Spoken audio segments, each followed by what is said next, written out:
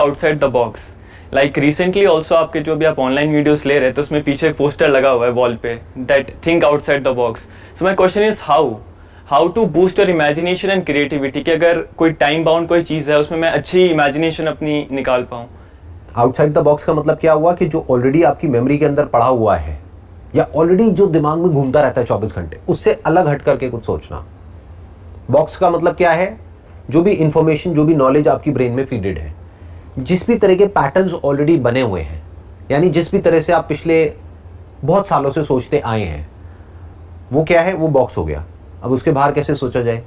Because mind की अपनी एक लिमिटेशन है। Mind can not think beyond knowledge and information. और क्रिएटिविटी ऐसा नहीं है कि कुछ अलग से हो जाता है, कोई ऐसी चीज माइंड में आ जाती है जो आज से पहले कभी नहीं आई है। क्रिएटिविटी का मतलब क्या है?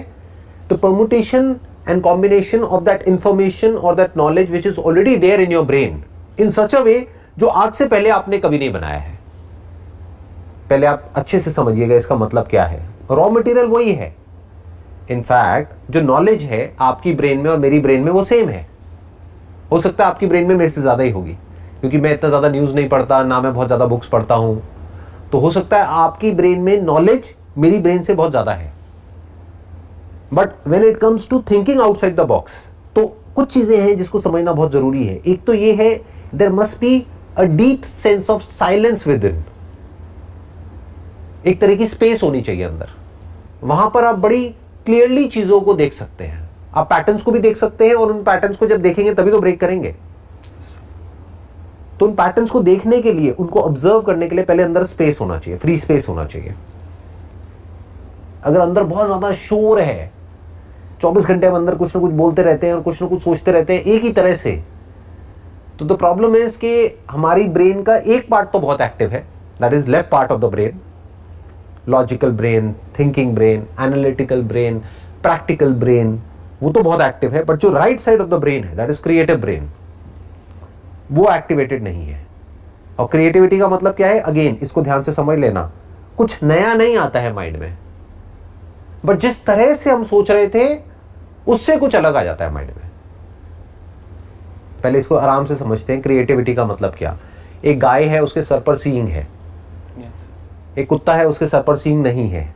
ये इंफॉर्मेशन कहां से आ रही है? 2 + 2 = 4। ये इंफॉर्मेशन कहां से आ रही है? Left part of the brain. एक है right side of the brain, उसमें आप क्या सोच सकते हो? एक ऐसा जानवर है जो एक बर्ड के जैसा है, जिसके सर पर गाय के जैसे सींग है और उसकी आवाज में भी कुत्ते के जैसी है। ये क्या है? Thinking outside the box. अब इसका एक दूसरा चैलेंज आएगा। आपने सोच तो लिया, कुछ भी सोच लिया, but it has to be connected to what you want to achieve in life, तभी तो उसका फायदा है। नहीं तो क्या फायदा उसका सोचने का? What you are asking is कि भाई मैं इस तरह से कैसे सोचूं कि जो भी मैं करना चाहता हूं उसको एक तरीके से अचीव नहीं कर पा रहा हूं। Yes sir, exactly. Right? Yes sir. मैं कैसे अलग तरीके से एक्शंस लूं, कुछ अलग करूं जिससे कि मैं उसको अचीव कर पाऊं, क्योंकि एक ही तरह से मैं बार बार ट्राई कर रहा हूं एक चीज को अचीव करने का, वो नहीं हो पा रहा है। Yes. कई बार मैंने ट्राई किया। Yes sir. अब बात आती है अलग क्या है? वो अलग तरीका कहां से आएगा माइंड में? पहले तो अंदर एक फ्री स्पेस होना चाहिए। यानी माइंड में अगर पहले से ही एक तरीका बहुत ज्यादा हार्डन्ड हुआ पड़ा है और वो दिमाग में घूमता रहता है 24 घंटे, कुछ पैटर्न्स बने हुए हैं, तो उन पैटर्न्स को ब्रेक कैसे करोगे? बहुत छोटे छोटे तरीके हैं जिस तरह से आप कर सकते हो। फॉर एग्जाम्पल, एक ही रास्ते से अपने घर से अपने कॉलेज तक जाते हो, इन पैटर्न्स को तोड़ दो। रोज अपना डिसाइड करो कि एक अलग रास्ते से जाना है। तो अब क्या हो रहा है? You are breaking the patterns consciously, not just theoretically but actually. हर पैटर्न को क्वेश्चन कर दो, जो भी आपके बिलीव्स हैं उसको क्वेश्चन कर दो, जिस तरह से भी हर कोई सोचता है उसको क्वेश्चन कर दो, जो आपका आइडियल है उसको भी क्वेश्चन कर दो। अब आप क्या कर रहे हो? पैटर्न्स को तोड़ रहे हो। पैटर्न्स का मतलब क्या होता है? आइदर यू एग्री और डिसएग्री विद समवन और समथिंग। तो ना तो आप एग्री करो ना डिसएग्री करो, क्वेश्चन कर दो। मासेस का क्या होता है? जनरल, जिसको हम भीड़ बोलते हैं, they are too eager to agree और टू डिसएग्री। मैंने कुछ भी बोला फटाफट से या तो एग्री कर गए, सर बहुत अच्छा बहुत अच्छा बहुत अच्छा, बिल्कुल सही है बिल्कुल सही है बिल्कुल सही है, या फिर अरे नहीं नहीं नहीं नहीं बिल्कुल गलत है, ये क्या बोल दिया आपने। दोनों ही बेवकूफ है, दोनों ही पैटर्न में घूम रहे हैं। दे नीड टू क्वेश्चन कि जो मैंने कहा वो सही नहीं है। सही और गलत कुछ नहीं होता है। एक स्टैंड पॉइंट से मैं कुछ बोल रहा हूं और वो स्टैंड पॉइंट हो सकता है सामने वाले को समझ भी नहीं आ रहा है। वो अपने स्टैंड पॉइंट से उसको देख रहा है जो एक्चुअल में गलत है, क्योंकि एक स्टैंड पॉइंट से अगर वो सही है तो दूसरे स्टैंड पॉइंट से गलत होगा ही ना। जैसे एक लाइट है ऊपर, यहाँ पे लाइट यहाँ पर सोफे पे पड़ रही है, तो यहाँ पर लाइट है, बट इसी के पीछे क्या है? शैडो है। तो मैं कह रहा हूं देखो लाइट है, बट मैं जहां पर देखने को कह रहा हूं आप वहां नहीं देख रहे हो, आप कहीं और देख रहे हो और आप कह रहे हो हाँ बात तो सही है। अरे भाई वहां लाइट का है, वहां तो डार्कनेस है। You getting where I am coming from? Yes sir. तो have a questioning mind, that is an intelligent mind. देखो क्या कोई अलग नजरिया भी हो सकता है किसी सिचुएशन को देखने का, सोचने का, समझने का। आप एक प्रैक्टिकल एक एग्जांपल दो अपनी लाइफ के किस एस्पेक्ट में आप आउट ऑफ द बॉक्स सोचना चाहते हो, और अभी हम देखते हैं कैसे सोचते हैं।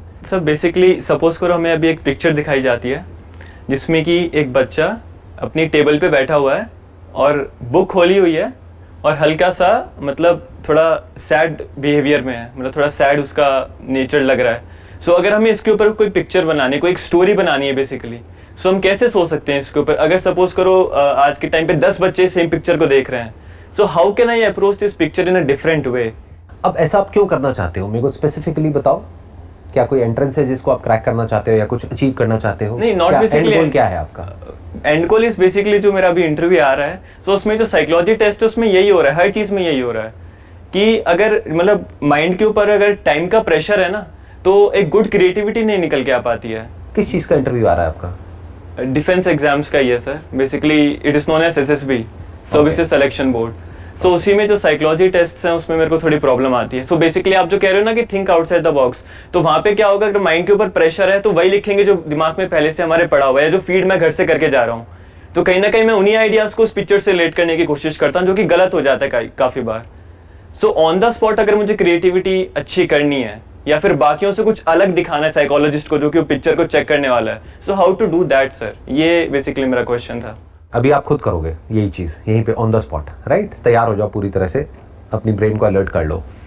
सबसे पहला स्टेप है कि आपको पहले से कुछ भी सोच करके नहीं जाना है, क्योंकि आपको पता ही नहीं है कि वहां पे क्या पिक्चर दिखाने वाले हैं। Exactly sir. और सामने साइकोलॉजिस्ट बैठे हैं, वो साइकोलॉजिस्ट क्या देखना चाहते हैं कि आपकी जो थिंकिंग है उसके थ्रू वो इंटरप्रेट कर रहे हैं कि आपकी पर्सनैलिटी क्या है। Yes sir. And that personality whether it is suitable for what ever that position is. मान लेते हैं एयरफोर्स में आप जाना चाहते हैं, तो अब वो ये देखना चाहते हैं कि क्या ऑन द स्पॉट आप डिसीजंस ले पा रहे हो या नहीं ले पा रहे हो, whether you are a quick thinker और you are a sluggish thinker, वो ये देखना चाहते हैं। Yes sir, exactly. तो सबसे पहले तो इसको ब्रेक करने का तरीका क्या है? पहले से कुछ भी सोच करके मत जाओ। Be like a clean slate. जो मैंने स्पेस की बात करी थी ना थोड़ी देर पहले, साइलेंस, खालीपन, साइलेंस, स्पेस। सोचो एक कमरा भरा पड़ा है, वहां पर आप कैसे मूव करोगे? एक कमरा खाली है तो आप कहीं भी मूव कर सकते हो, इसको क्रिएटिविटी कहते हैं। तो अब सवाल उठता है कि ये इस सिचुएशन में, ये जो भी आपने एग्जांपल दिया, अब आप बताओ इसमें कैसे आउट ऑफ द बॉक्स सोचोगे?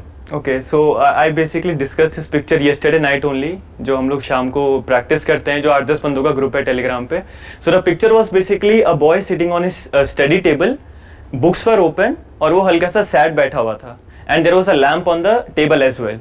So the picture which I wrote was that Anil was a BSc final year student, and he had his final semester exams coming after 2 weeks. Since he was a good badminton player at the college level, so he was busy in his inter-college tournaments and could not focus much in the class. So due to which, when he came to know about his exams, he was a bit worried about seeing the syllabus.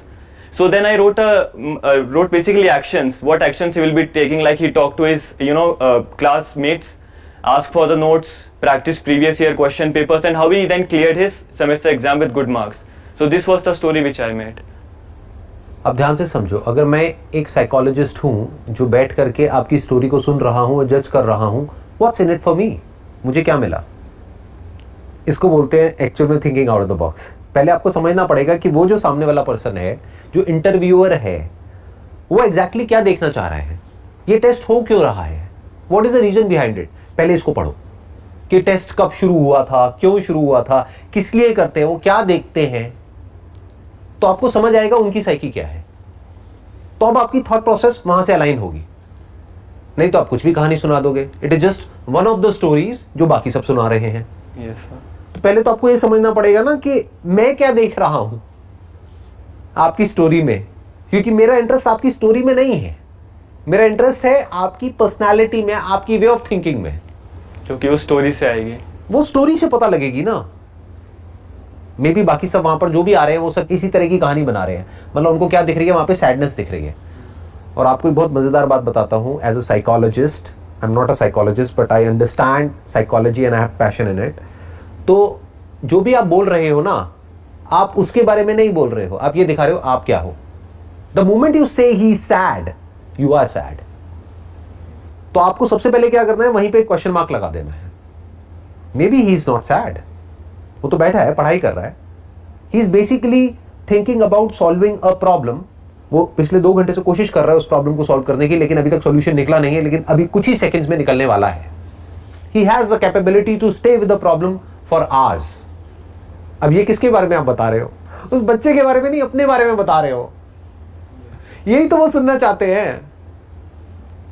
This is out of the box. ऐसे और कोई नहीं सोच रहा होगा वहां पर। सब क्या कर रहे होंगे, जाकर के कहानी सुना रहे होंगे। कहानियां सुनने में उनका इंटरेस्ट थोड़ी ना है। अगर कहानियों में इंटरेस्ट है तो वो जाकर के मूवीज देखेंगे ना। तो they are not interested in your story, they are interested in you. How are you identifying yourself with that person in the picture? This is exactly what they want to understand. इससे पता लगेगा आपकी thought process क्या है। तो पहले अपनी approach को ऐसा कर दो कि एक्चुअल में आपका जो माइंड है वो सॉल्यूशन ओरिएंटेड हो जाए, क्वेश्चनिंग माइंड हो। द मोमेंट यू क्वेश्चन कि क्या ये सैड दिख रहा है या सैड है, और सैडनेस का मतलब क्या है, फेस से कैसे पता लगता है कि कोई सैड है, how do you know that? तो use these words very very carefully while narrating this story and show what you actually are deep within. जो साइकोलॉजिस्ट है उनको भी उस स्टोरी का हिस्सा बना दो, क्योंकि हर इंसान किस में इंटरेस्टेड होता है? आप में नहीं, आपकी कहानी में नहीं, वो खुद में इंटरेस्टेड होता है। Yes sir. They are the hero of their own story. तो if they are a part of the story, you will immediately get their attention. आप ऐसे बोलो, ये जो स्टूडेंट है इसका ध्यान पढ़ाई से हट गया है थोड़ी देर के लिए, वो बहुत देर से पढ़ाई कर रहा था, अब वो बैठा हुआ ये सोच रहा है कि कल मेरा इंटरव्यू है जहां पर कुछ साइकोलॉजिस्ट बैठे होंगे और मेरा इंटरव्यू ले रहे होंगे। तो वो जब मेरे से पूछेंगे कि किसी स्टोरी को डिस्क्राइब करना है तो मैं क्या करूंगा, तो अब उसके माइंड में थॉट आया कि मैं पहले से नहीं सोचूंगा, आने दो जो स्टोरी आ रही है, फिर जब आएगी और वो मेरे से पूछेंगे तब मैं बोलूंगा। तो उसके कुछ सेकंड्स बाद मैंने अपना ध्यान यहां से हटाया, क्योंकि मैं सोच रहा था कि मुझे क्या बोलना है, तो मैंने कहा पहले से क्यों सोचना है कि क्या बोलना है, जब वो चैलेंज आएगा तब सोचूंगा ना। These are the words that they want to hear. इसको एयरफोर्स से जोड़ो ना। You getting where I am coming from? Yes sir, I got. इसको आपने कनेक्ट किया एयरफोर्स से, प्लस उस साइकोलॉजिस्ट से यानी कि इंटरव्यूअर से, प्लस खुद से। इन तीनों से जोड़ दिया उस कहानी को, तीनों को कहानी में ले आए। उसका एक ही सपना है कि किसी भी तरह से उसको एयरफोर्स में जाना है, बट उसको रियलाइज हो गया है कि मैं गलत ट्रैक पे जा रहा हूं। मुझे ये नहीं सोचना है कि मुझे वहां पर जाकर के क्या बोलना है, क्योंकि मुझे पता ही नहीं है कि वहां पर क्या आने वाला है। तो जैसे ही मेरे को ये रियलाइजेशन आया, जैसे ही मुझे बात समझ में आई, तो मैंने अपना ध्यान जो कल इंटरव्यू होने वाला है, इस लड़के ने अपना ध्यान जो कल इंटरव्यू होने वाला है वहां से हटा दिया और अपनी पढ़ाई में लगा दिया। जो अभी उसके सामने है वहां पर लगा दिया। जिस एस्पेक्ट को वो कंट्रोल कर सकता है उस पर लगा दिया, जो एस्पेक्ट उसके अभी कंट्रोल से बाहर है या जो अभी हुआ ही नहीं है, जो होने वाला है कल, उसके बारे में उसने सोचना बंद कर दिया। इस तरीके से किसी ने भी नहीं सोचा कर। मतलब ही नहीं। पूरे 8 के 8 बच्चे जो भी ग्रुप में थे सबने ये सेम ही थीम बनाया, that he was preparing for his exams. और कुछ लोगों ने तो पीछे एक फोटो टंगी थी, उसमें उसके फादर की डेथ भी दिखा दी, that his father was dead in the army and all that. पर इस तरीके से किसी ने भी नहीं सोचा कि ये एक डिफरेंट एंगल इसमें हम डाल सकते हैं। जो साइकोलॉजिस्ट है वो क्या जज करेंगे इस कहानी से कि you are a solution oriented person, you are a creative thinker, you are a problem solver, you are not a problem creator. Because the moment you start narrating a sad story, that person will get sad, जो interviewer है। तो sad story क्यों सुनानी है? Actual story सुनाओ अपनी खुद की। This is creative thinking, this is out of the box thinking. Out of the box not just for the heck of it, but for achieving a target और a goal which is absolutely clear in your mind. Wish you all the best Thank you and so may much, God sir. bless you.